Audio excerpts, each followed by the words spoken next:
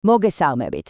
დღეს ჩვენ ჩაუღმავდებით ხელოვნური ინტელექტის სამყაროს და ვნახავთ, როგორ ვაქციოთ ეს რთული ტექნოლოგია ჩვენს ყოველდღიურ პრაქტიკულ დამხმარედ. მზად ხართ? დავიწყოთ? მოდი, თავიდანვე შევთანხმდეთ ერთ რამეზე. როცა ხელოვნურ ინტელექტზე ვსაუბრობთ, დაივიწყეთ სამეცნიერო ფანტასტიკის რობოტები. იფიქრეთ მასზე, როგორც თქვენს პირად ძალიან ძლიერ ასისტენტზე, რომლის გამოგანებაც უკვე დღეს შეგიძლიათ.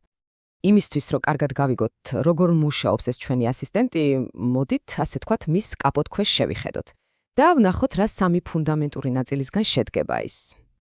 მოკლედ, ყველაფერი სამ ძირითად საკრენზე დგას. პირველი, ეს არის მონაცემები, ანუ მისი ცოდნის უზარმაზარი ბიბლიოთეკა. მეორე, ალგორითმები. ეს არის წესები, რომლებითაც ის აზროვნებს. და მესამე, გამოთვლითი სიმძლავრე, ანუ ძრავა, რომელიც ამ ყველაფერს ამუშავებს. აი ამ სამი რამის კომბინაცია აძლევს მას რთული ამოცანების გადაჭრის უნარს. კაი, მაგრამ ყველაზე საინტერესო რა არის? როგორ სწავლობს მანქანა ამ მონაცემებისგან? ეს რაღაც მაგია ხო არ არის? რა თქმა უნდა, არა. ისევე როგორც ჩვენ, ადამიანები, მანქანებიც რამდენიმე კონკრეტული მეთოდით სწავლობენ. პირველი მეთოდი არის ზედამხედველობითი სწავლება. ეს ზუსტად ისეა, თითქოს მასწავლებელი მოსწავლეს ასწავლიდეს. ჩვენ ვაწოდით ხელოვნურ ინტელექტს ათასობით სურათს და თითოეულზე ვეუბნებით, ეს კატაა, ეს ძაღლია. დროთა განმავლობაში ის თავად სწავლობს, თუ როგორ ამოიცნოს კატა. მეორე მეთოდი კი პირიქითაა, ზედამხედველობის გარეშე სწავლება. აქ ხელოვნური ინტელექტი უფრო დეტექტივს გავს. ჩვენ ვაძლევთ მას უზარმაზარ, დაუხარისხებელ ინფორმაციას და ის თავად იწყებს შიგნით კავშირების, პატერნების და ჯგუფების პოვნას, რომლებსაც შეიძლება ჩვენ ვერც კი ვამჩნევდეთ. და მესამე, ძალიან საინტერესო მეთოდი, გაძლიერებული სწავლება. ეს გავს, როცა ცხოველს ვწვრთნით, სწორი მოქმედებისთვის ის იღებს ჯილდოს, ხოლო არასწორისთვის ჯარიმას. ცდისა და შეცდომის გზით ის სწავლობს, თუ როგორ მიაღწიოს საუკეთესო შედეგს, მაგალითად, როგორ მოიგოს თამაში. კარგი, თეორია გასაგებია. ახლა მოდით გადავიდეთ პრაქტიკულ ინსტრუმენტებზე, რომლებსაც რეალურად გამოვიყენებთ და აქვე გავარკვიოთ ერთი ძალიან გავრცელებული გაუგებრობა. ხშირად ერთმანეთში ერევათ LLM და chatbot-ი. მოდით მარტივად ავხსნათ.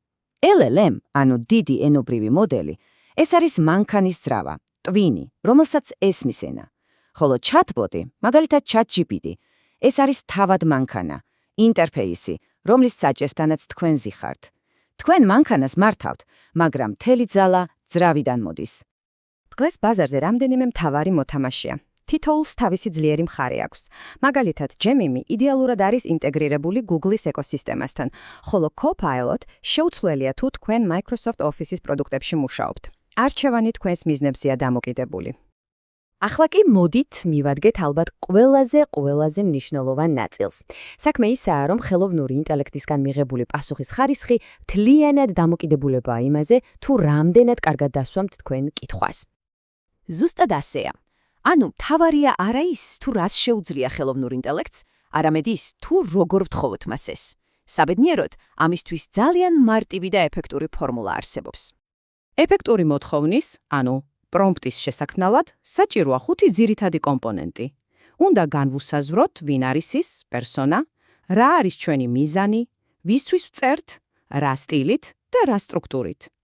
ეს 5 რამ მას აძლევს ზუსტ ინსტრუქციას. აი მაგალითად, სტანდარტული, სუსტი მოთხოვნა, ამიხსენი ნიუტონის პირველი კანონი. ამაზე თქვენ მიიღებთ ძალიან ზოგად ვიკიპედიის სტილის პასუხს, რომელიც არაფერში გამოგადგებათ. ახლა კი ნახეთ რა ხდება, როცა ჩვენს 5 კომპონენტიან ფორმულას ვიყენებთ.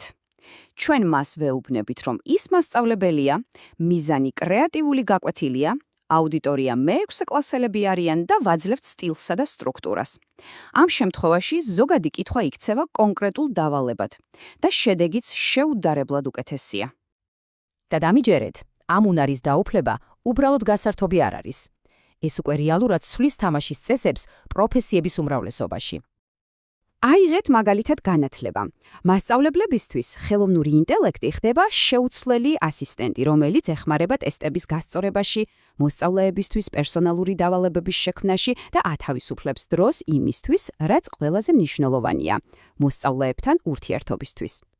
ან, თქვათ, ბიზნესი და იურისპრუდენცია. აქ ეს ტექნოლოგია ნამდვილ რევოლუციას ახდენს.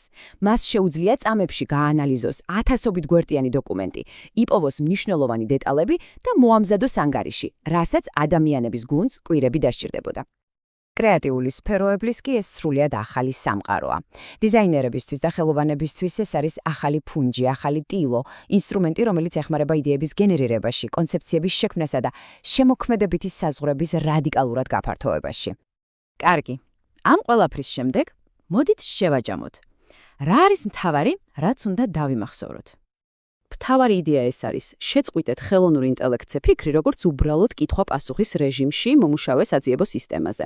დაიწყეთ მასთან ურთიერთობა, როგორც თქვენს გუნდის წევრთან, თქვენს კრეატიულ პარტნიორთან, თქვენს პირად ასისტენტთან. თქვენ უკვე იცით რა არის მისი ძალა და რაც მთავარია, იცით როგორ მართოთ ეს ძალა სწორად. თქვენ ხელში გაქვთ წარმოუდგენლად მძლავრი ინსტრუმენტი პროდუქტიულობისა და კრეატიულობისთვის. ახლა ერთადერთი კითხვა რჩება: რას შექმნით მისით პირველად?